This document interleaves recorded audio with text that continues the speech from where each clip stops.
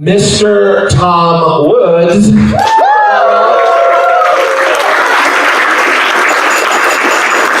We appreciate you very much, sir. All right, thanks a lot. Okay, I didn't know it was a handheld mic. That's okay. I asked for some water. They got me 2 bottles, so I could be here a long time. Is there a mic stand? Maybe I do. Yeah, maybe I do, but I don't know how it works, but that's okay. I'll live. I'll do it. A lot worse. This is a first world problem if I ever heard of it. Well, I'm of course pleased to be here. I apparently am the representative from Osceola County. Anybody else from Osceola County here? No. As I said, good thing I'm here. We have some representation from over there. All right. Well, by the way, I want you to know that I feel like I'm a like one of those race car drivers where the car's got advertisements all over it, sponsorships. Because this is actually a custom-made Indochino suit that I'm wearing. That's one of my advertisers on the show. I am actually wearing the shirt and the suit. And by the way, for conservative me, this is like the wildest suit I've ever worn. Now, unfortunately, Indochino does not advertise with me anymore, so I'm the spurned lover in this relationship. But this is naturally how it works. These advertising relationships fizzle out after a while. Because after a while, your audience has heard the ad, either they're going to take action or they're not. So that's okay, no problem with that, but I'm wearing the Movement watch that I just advertised last month. Beautiful, look at that, with the strap, and I don't even need this watch, right? I have a smartphone, but doggone it makes me look well put together, so we're doing that. And then also, I'm the king of the airport with my away carry-on suitcase. And the other day, I'm not joking. I wasn't even going to mention this till I mentioned it to Alex earlier. I accidentally ran over it with the car. I was unpacking. I forgot it was back there. And it was partially behind the car. So as I ran over the corner of it. It was like I heard something. I hit something. And I get out, and it was the away suitcase. And it's all beat up and dented.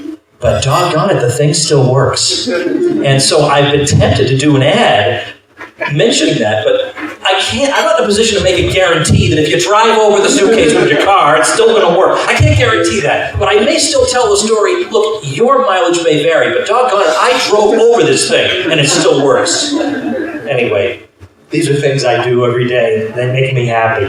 I get to walk around and, I did have to pay for the suit, but I got the watch for free.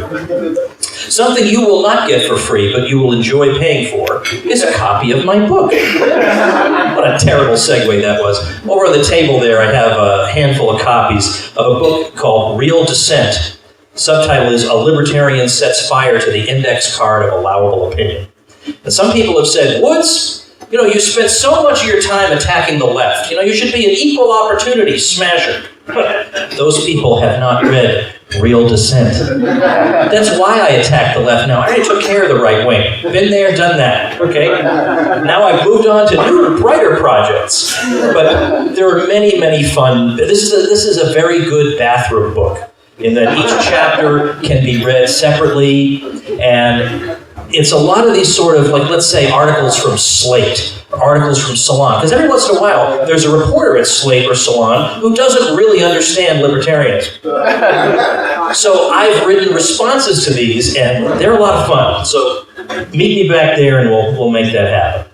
So what I'm going to talk about today is kind of foundational stuff. I'm going to take my little watch off. I'm going to monitor myself with this very watch. There we go. Oh, good. What a handsome timepiece that is. I want to start off with this observation. It's one that we all share. As libertarians, it's not like we're asking people to believe bizarre, implausible propositions. We're basically asking them simply to reflect on moral intuitions that we pretty much all share. We're asking them to take seriously those things they learned when they were children, about not hitting people, about keep your hands to yourself, don't steal things from people. We just want to be ultra consistent in how we apply that. We don't believe that there's some separate realm called politics in which these beliefs suddenly no longer hold. So, as I say, what we're doing is taking ideas that, if you pin people down, they have to admit they believe, and we're just trying to show that if they're right for us as individuals, then they're right when we act in groups. And they even apply to a group called the state. So, for instance, when you read Frederick Bastiat, his classic little work, The Law, he uses that glorious expression, legal plunder. He said, now, we all know if I go over to your house and I take things, that this is plunder and they'll put me in jail. But if a group of people decide that the authorities should go over and confiscate your stuff, that's all right, because that's legal plunder. And libertarians say, to that. If it's plunder in the first case, then it's plunder in the second. And yet, here we are simply giving voice to moral ideas that we were all taught as kids. And yet we're so darn unpopular. Why is that? Doesn't make sense, right? We should be the most popular people in the world, right? Thank you for helping to educate me on how to apply these moral ideas in daily life. We don't really get that reception all the time. Now, people may like one idea of ours or a couple of ideas, but the package is a tough sell.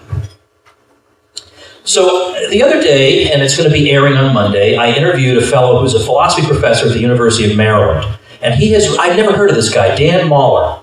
And he's written a fantastic new book on libertarianism, and it's called Governing Least, subtitle, A New England Libertarianism. And he begins his book with a hypothetical speech delivered at a town meeting. And he asks, could you bring yourself to deliver this speech? So let me read it to you, and you'll see that this, again, is an attempt to take our basic moral intuitions and show how we ought to apply them to politics. So imagine yourself giving this speech. By the way, I'm getting a lot of feedback here. Is there a way to turn that down? Because I'm afraid it might mess with the recording also. Do you hear that? There's a buzz that extra. It's kind of creeping me out, like it's the sound of an undiscovered NSA device. Okay. Here's the speech that he dares you to give. My dear assembled citizens, I know most of us are strangers, but of late I have fallen on hard times through no fault of my own, by sheer bad luck. My savings are low and I don't have friends or family to help. Now, as you know, I've previously asked for help from you as private citizens as a matter of charity. But unfortunately, that hasn't been sufficient. Thus, I'm here now to insist that you, yes, you, Emma, and you, John, owe me assistance as a matter of justice. It is a deep violation if you don't work additional hours, take fewer vacations if need be, live in a smaller house, or send your kids to a worse school in order to help me. Failing to do so is no less an injustice than failing to pay your debts. Moreover, calling this an injustice means that it's not enough that you comply with your obligations by working on my behalf. No, I insist that you help me to force your fellow citizens to assist me. It doesn't matter if these others say to you that they need the money for their own purposes, that they prefer worthier causes, or if they're just hard-hearted and don't care. To the extent that you care about justice, you must help me to force these others to assist me, whether they wish to or not, since that is what is owed me in light of my recent bad luck. Anybody have the stones to give a speech like that at a town hall meeting? And of course, nobody would, and that's his point. Why wouldn't you give that speech? You'd be mortified. And why would you be? Because it violates some kind of thing you're pretty sure you were taught when you were a kid. So if it's so blindingly obvious that you shouldn't steal, and you shouldn't threaten to put people in cages, why isn't everybody a libertarian? So I've got a few... Now, Professor Mahler has an answer for that in episode 1399 of The Tom Woods Show, which you can listen to on Monday. But I have a few answers of my own. So the first one is partly it's human nature. Albert J. Nock put it very succinctly when he said that people prefer to achieve their ends with the least possible exertion. And so if they find out that there is something called the state that can help them reach their ends more easily by plundering their fellow citizens, well, maybe what old mom and dad taught them as kids doesn't seem quite as compelling as the state can send me a check with my name on it. So there is the problem of moral corruption. Now, I'm not suggesting that everybody who's not a libertarian is morally corrupt. No, they could also be ignorant.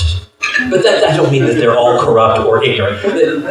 There are third, fourth, fifth option, but these are two problems that we have to contend with. There is, number one, moral corruption. We see that in business, where a businessman, he's all for the free market, but in his particular case, well, you can't apply the free market to the energy sector. Everybody knows that. You can't apply it to health, and there's always some exception. That's the moral corruption. But then there's also the fact, not necessarily through anyone's particular fault, there is a lot of ignorance. I mean, there are people who believe utterly preposterous things because pretty sure they think they read them in a third grade textbook. We are up against an educational establishment that doesn't, let's say, agree with the entire Libertarian Party platform. So there is this factor that equally simple ideas, and that is to say equally easily grasped, are conveyed to children on a daily basis. And moreover, there are ideas that are peddled to adults that are meant to get them to question these basic intuitions that we talk about. Don't steal, and therefore this group of people also can't steal. Well, the adult version, the adult answer to that is, well, there's a social contract that we all sign that says that it's all right for this particular group to steal, because you more or less consented to having that group steal. Now, I've already handled that on the old Tom Woods show. I've already handled that one. But we've all heard that sort of argument. So they're trying to come up with rationalizations that will help people be able to parry the moral libertarian objection. So let me think of a kind of argument that somebody might make that makes it seem like, okay, maybe the libertarians might have something to say morally, but on a practical level. I mean, let's be practical. We can't be moral philosophers. We've got to do what works. And so a lot of times you'll hear things like, the Scandinavian countries have wonderful societies, and they're not libertarians, and we would do well to obey and to follow what they do. Well, that sounds pretty convincing. Yeah, I know the libertarians think we shouldn't steal, but stealing works out so well for the Swedes. We should do it. Now, the beauty of this is there actually are some good answers to that. And you've probably heard some of them, that actually the Scandinavian countries do pretty well on these indexes of economic freedom, that apart from the government spending, they have fairly free economies when it comes to government regulation and restrictions on trade and monetary policy and the rule of law and factors of this kind. That is certainly a good answer. But there's so much more. For instance, you'll hear things like, well, they have a longer life expectancy over there, and that goes to show that we should be like them. But you know what's funny? They always leave out. They're not always lying. They're lying sometimes by omission. Because it is true that in Denmark, they live a year and a half longer than we do. But it turns out that before they had the big welfare state, they lived 2.5 years longer than we did. Okay? So it's actually, the gap has closed since so you wouldn't know that because nobody tells you that. But the trend is in exactly the opposite direction of what you would think, based on what you're hearing. In 1960, Denmark had lower taxes than the U.S. had. They had a very limited government. And the gap in the life expectancy was greater at that time. And that was true of all the Nordic countries. The gap in the life expectancy was larger before they had the welfare state. Well, that's an interesting fact. You'd think somebody would tell us. You have to dig this up yourself, because they ain't going out of their way to tell you. Likewise, now, this doesn't prove anything, but you better believe if these situations were reversed, we'd never hear the end of it. Denmark has the highest tax rate of these countries, and they have the lowest lifespan. Whereas Iceland, which is the one of these countries that never really went down the full social democracy road, has the highest lifespan. Now, that doesn't in and of itself prove anything, but if it were reversed, we'd never hear the end of it. Instead, we hear silence. How about the case of Nordic populations who have moved to the United States? Now, most of those were poor people. A lot of times people will say, oh, this is a self-selection bias, where the rich and successful are the ones who migrate, so they're going to do very well. Not in the case of the Nordic peoples. So, for example, in Sweden, it was overwhelmingly poor people who migrated from Sweden to the United States, people who didn't own anything, who didn't have any land. And so you'd think they're probably going to be less successful than the other Swedes who stayed in Sweden. But it turns out that Nordic Americans have a 50% higher level of prosperity than do their friends who stayed back in Scandinavia. Likewise, their unemployment level over here is about half what it is at home. Their high school dropout rate is much lower here. And the poverty levels of Nordic Americans are much, much lower in the United States than they are back in the home countries. This is true for Swedes, Finns, Danes, and Norwegians. Well, this puts rather a different spin on things, doesn't it, if we know all these facts? Or how about this? The tax burden is somewhat relevant here. In Sweden, what happens is a lot of the taxes are hidden so that people don't really realize they're paying them. That's just the way the state likes it, of course. So a recent survey was done to ask Swedes, what do you think for a normal person, the kind of taxes a normal person would pay, how high is your effective tax rate in Sweden? And the average answer was below 30%, but the correct answer is 52%. 52%. Well, yeah, if I were paid 52%, I would hope I'd get a few, doses of medicine or something out of it. I'm sure they could produce something with all that money. It would be shocking if they couldn't. But the point is 52% tax rate for everybody. So what's happening a lot is it's not so redistributive in these countries where it's from the rich to the poor. It's very often the poor and the middle class redistributing back to themselves is what's going on. Well, any dope can do that. This isn't some magic formula they've happened upon.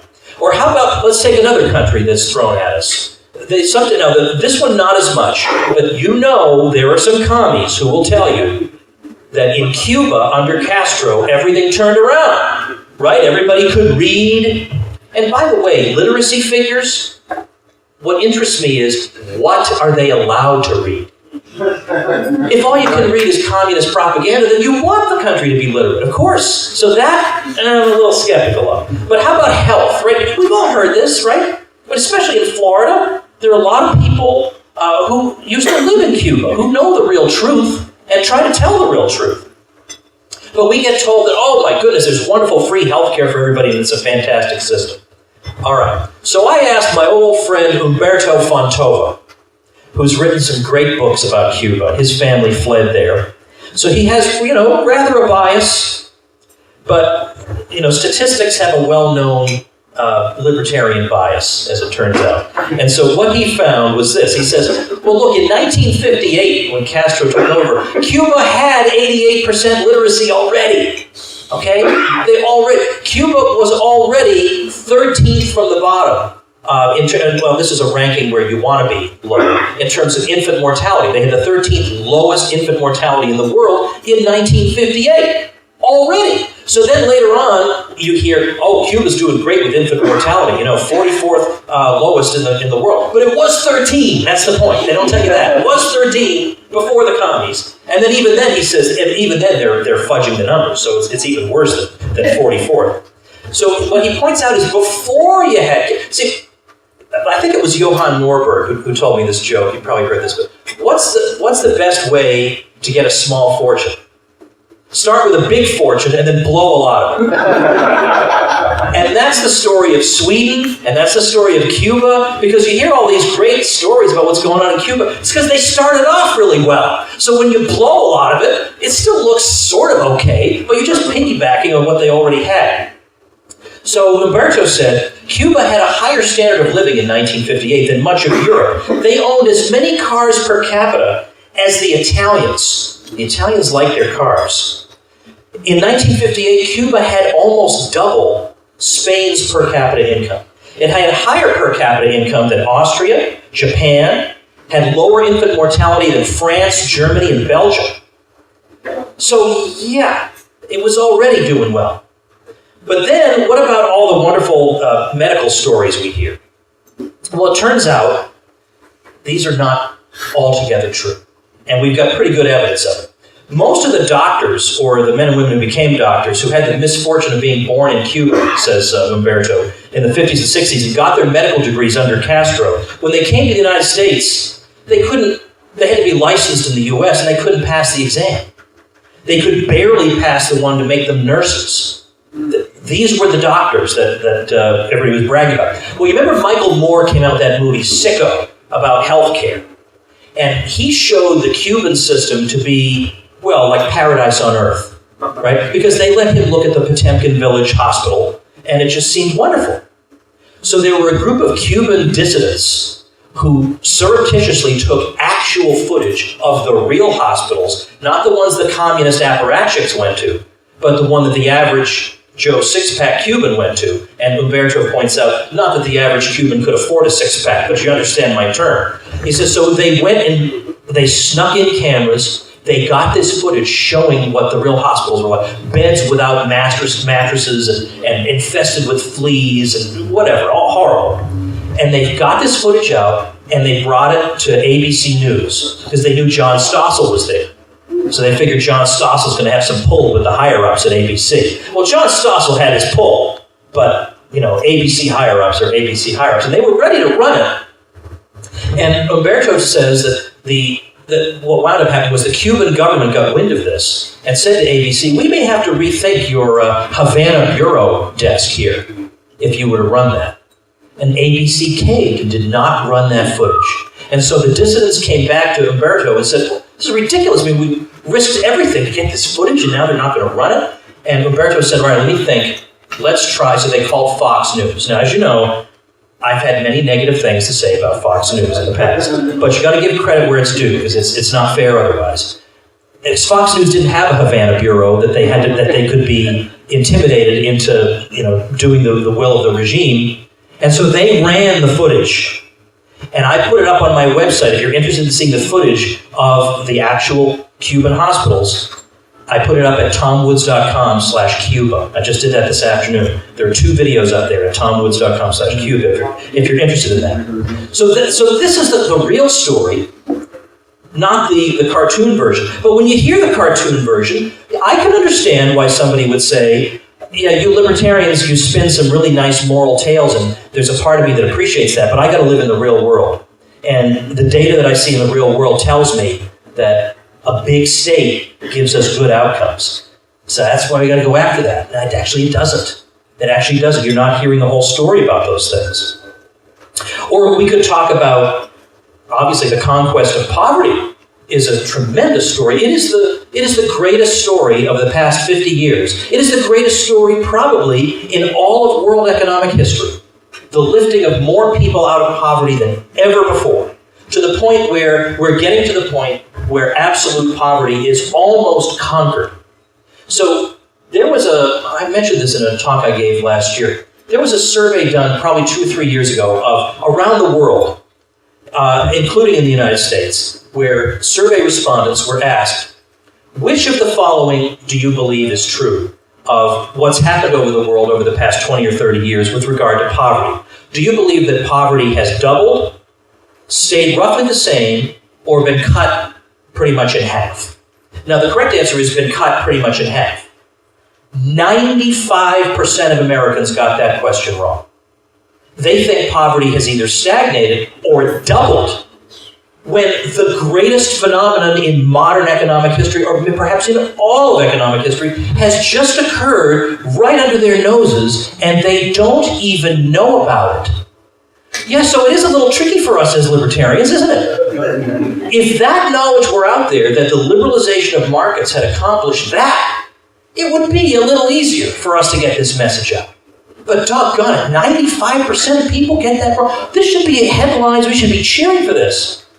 And they're not even aware that it's going on. Now, what you'll sometimes hear is, if they do acknowledge that this has happened, they'll say, well, that's because governments set up welfare states. That's why. That's how poverty was conquered, through the welfare state. Oh, when somebody says that to me, I feel like, oh, you just walked into the nice little trap. Oh, it's so great. I put some shrubbery there so you wouldn't even see it, and you sucker just stepped right in there, okay?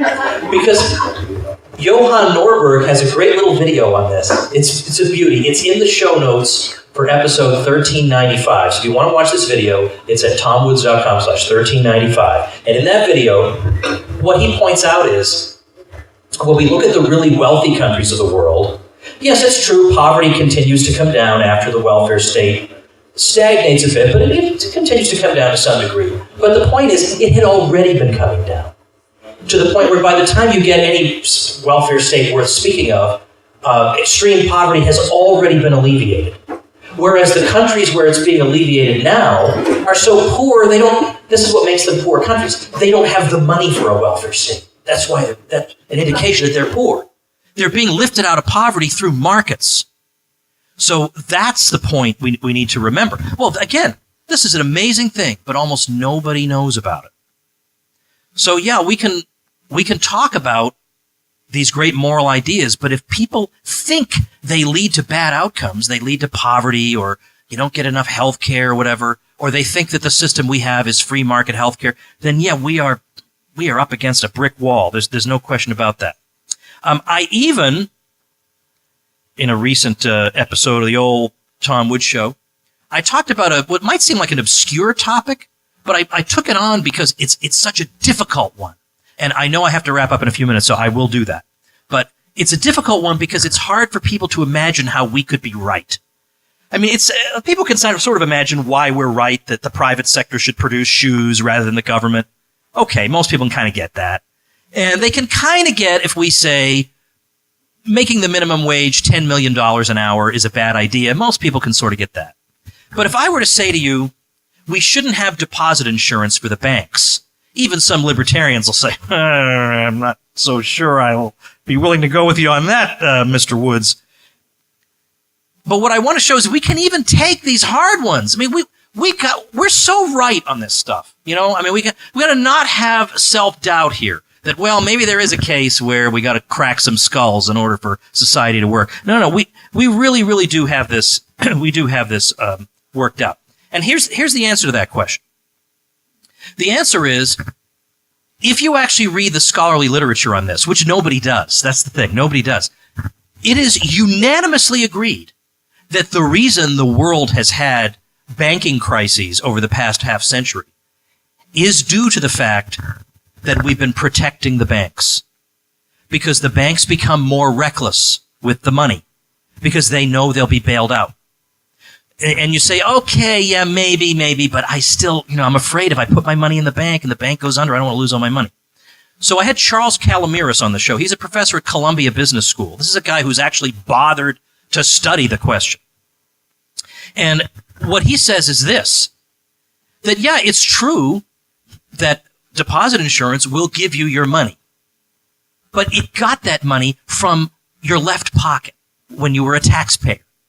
Because the bank failures and crises of the past 50 years have, on average, accounted for 16% of GDP in these various countries. That's a lot of money, and that's coming out of your tax bill. So yeah, it comes back to you send them a check, and then you get a check from the deposit insurance people. And then you say, wow, what a great program. That's all that's happening. You're redistributing the money to yourself in these cases. So before we had the central banks that we had, if we take the 40-year period from 1874 to 1913 and we count up all the banking crises, whether solvency or liquidity crises, there were about a dozen of them. And they added up to about 2 to 3% of GDP in terms of depositor losses. Nothing in the United States came anywhere near that. The Panic of 1893 resulted in 0.1% of GDP of depositor losses. But over the past 40 years, when supposedly the central banks of the world that know what they're doing and they're managing the economy for us and the banks are all being responsible, we've had over 100 of these crises, which have been far more severe. So we've had about 10 times as many crises, so they happen 10 times as often, and they're about 5 times as severe. Wow. And yet the impression you get is The area where the libertarians are the crankiest is on money. Don't they know we have PhDs in charge of the money now? And everything is so much smoother? Yeah, I get that people want to think that. That's why I actually wrote an ebook that I give away for free. Did you know I give away free ebooks? Has that come up before? I actually wrote an ebook called Our Enemy, the Fed, to help people understand this, and also because you are going to be hit with, oh, but the 19th century was so unstable. Surely we need the Fed, or hasn't the Fed given us fewer recessions that cause less damage? All of that is answered in there. So if that interests you, it's at ourenemythefed.com. I will be giving a seminar on how to get awesome domain names later in the convention. No, I won't, but I should do that. I actually bought why was ourenemythefed.com? Why was that available? I don't care. I grabbed it. All right, so here's the situation. We have a message that produces prosperity, human flourishing, human brotherhood, and is in line with the basic moral principles we've been taught since birth. But we are up against an educational establishment that tries to chip away at these moral intuitions and substitute other ones. We're up against a lot of folks in the media who are hostile to us, in the major outlets, who frankly confuse matters and who won't give you that full story about case after case. And after a while, this can become demoralizing. It's demoralizing day in and day out to feel like you're just constantly fighting everybody. It's demoralizing. But at the same time, I realize it's a cliche to talk about the abolitionist movement almost these days, but you got to, because there's a case. Talk about demoralizing, fighting against an institution that had existed since the beginning of time, and to which nobody made a moral critique until the 18th century. Good grief. And then you try to start a political party, the Liberty Party, and the most you ever get is 2% of the vote. Does that sound familiar? And then just like that, the world changes. Just like that, the world changes. Now, I don't know that the analogy is perfect, but I do know that we have an uphill struggle against entrenched powers everywhere. But yet so did they. And somehow, by what? Making a moral appeal, they were able to crack through all those incrustations that had covered up these basic moral intuitions, get right to the heart of the matter, and win. Perhaps there's a lesson for us here, ladies and gentlemen. Thank you so much.